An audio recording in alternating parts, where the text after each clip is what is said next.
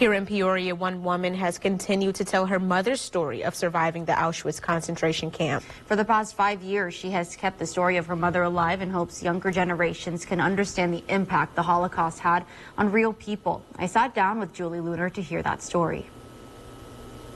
She never told us horror stories. She was very aware that that would be traumatic. Julie Lunar, daughter of Holocaust survivor Gerda Notman Lunar, remembers World War II books lying around her childhood home. She had her number on her arm. That's just what Mom had.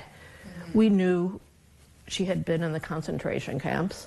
Conversations of what her mother experienced were rarely had. The next step is the next generation, and that's an interesting story in itself, because a lot of these people, when they were children, may not have even known that their parents had this horrific experience. It wasn't until Gerda wrote her memoir, Gerda's Story, that Julie came to know the details of what her mother had gone through. Gerda was born in 1927 to an upper-middle-class family in Berlin, Germany. In 1939, she was sent to the Netherlands to escape the rise of anti-Semitism within Germany, living with a foster family.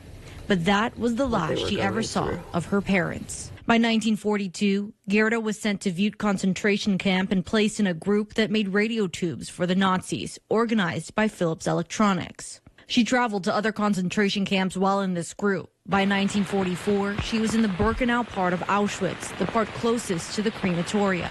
She was no longer working with electronics, but rather trying to survive the hell-like conditions of the camp. In her memoir, she says no work details were sent out and from which no one had ever left except through the chimneys. Gerda added Birkenau was desolate with no greenery.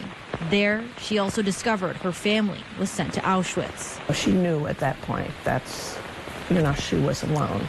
After 7 weeks, she was selected along with others to work for a German man. Exiting Birkenau, she recalls, "We knew we had seen and been through the ultimate and final worst." In 1945, Gerda was liberated from her last camp in Hamburg. Fast forward nearly 8 decades, her daughter keeps the story of Gerda alive, speaking to 8th graders within the Every Student Initiative program at the Peoria Riverfront Museum. I give them 3 takeaways. I tried to make it relevant to today.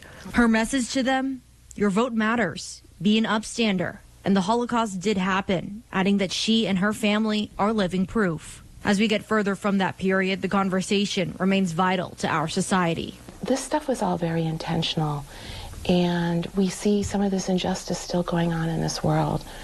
Going forward, we don't want this type of thing to happen again.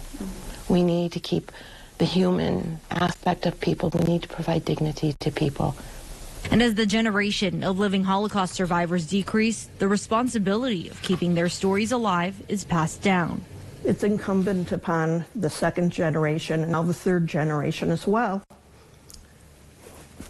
to tell what happened.